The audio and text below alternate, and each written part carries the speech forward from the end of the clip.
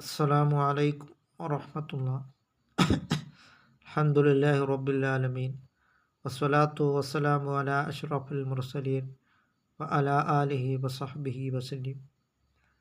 1.25 ലക്ഷത്തോളം എന്ന പ്രവാചകന്മാരെയാണ് അല്ലാഹു തആല അവൻ്റെ ദീനീ പ്രബോധനത്തിലേക്ക് നിയോഗിച്ചിട്ടുള്ളത്. അതിൽ അവസാനത്തെ നബിയാണ് സയ്യിദുനാ മുഹമ്മദുർ റസൂലുള്ളാഹി സ്വല്ലല്ലാഹു അലൈഹി വസല്ലം തങ്ങൾ. അവർ കൊണ്ടുവന്നതായിട്ടുള്ള ആദർശമാണ് ലാ ഇലാഹ ഇല്ലല്ലാ എന്നുള്ളതായ ആദർശം. അതുകൊണ്ട് നാം അള്ളാഹുവിനെയും റസൂൽ കരീം സല്ലല്ലാഹു അലൈഹി വസല്ലം തങ്ങളെയും അത്തീഉല്ലാഹ വ റസൂലഹു വഴിപ്പെട്ട് നാം ജീവിക്കുവാൻ നാം ശ്രമിക്കുക. അതുകൊണ്ട് ഈ ഭൗതികമായ ജീവിതം നൈമിഷികമായിട്ടുള്ള ജീവിതമാണ്. പരലോകമാണ് ഖാലിദീന ഫിഹാ, അതെന്നും ശാശ്വതമായിട്ടുള്ള ജീവിതമാണ് എന്ന് നാം അടിവരയിട്ട് നാം മനസ്സിലാക്കിക്കൊണ്ട് നാം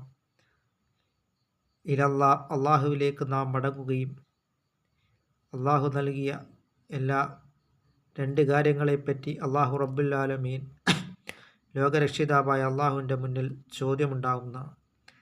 അസ്സിഹത്തു വൽ ഫറാ, ഇവകളെല്ലാം എന്തിനു വേണ്ടി ചെലവഴിച്ചുവെന്ന്. അള്ളാഹു നമുക്ക് നൽകിയ ആരോഗ്യത്തെ ഒഴിവുകാലത്തെയും അവൻ്റെ തൃപ്തിയിലും അവൻ്റെ തൃപ്തിയിലായിട്ട് നാം ചെലവഴിക്കുവാൻ നാം ശ്രമിക്കുക. അല്ലാഹു തആല നമുക്ക് ആരോഗ്യത്തെ നൽകിയിട്ടുള്ളത് അവൻ്റെ ഇബാദത്തുകളും സൽക്കർമ്മങ്ങളും ചെയ്യുവാൻ വേണ്ടിയാണ്, അല്ലാതെ മോശത്തരങ്ങൾ ചെയ്യുവാൻ വേണ്ടിയല്ല. അങ്ങനെ നാം ഇത്തഖുല്ലാ, അള്ളാഹുവിനെ നാം തഖ്വ ചെയ്ത് നാം ജീവിക്കുവാൻ നാം ശ്രമിക്കുക. വിശുദ്ധ നോമ്പിനെ അല്ലാഹു തആല റമളാനിൽ നിന്നുള്ള നോമ്പിനെ നിർബന്ധമാക്കിയിട്ടുള്ളത് ലഅല്ലക്കും തത്തഖൂൻ, നിങ്ങൾ തഖ്വയുള്ളവരാകുവാൻ വേണ്ടിയാണ്. അല്ലാഹു തആല അവന് തഖ്വ ചെയ്ത് ജീവിക്കുവാനുള്ള മഹാസൗഭാഗ്യം അല്ലാഹു തആല നമുക്ക് നൽകുകയും ചെയ്യുമാറാകട്ടെ.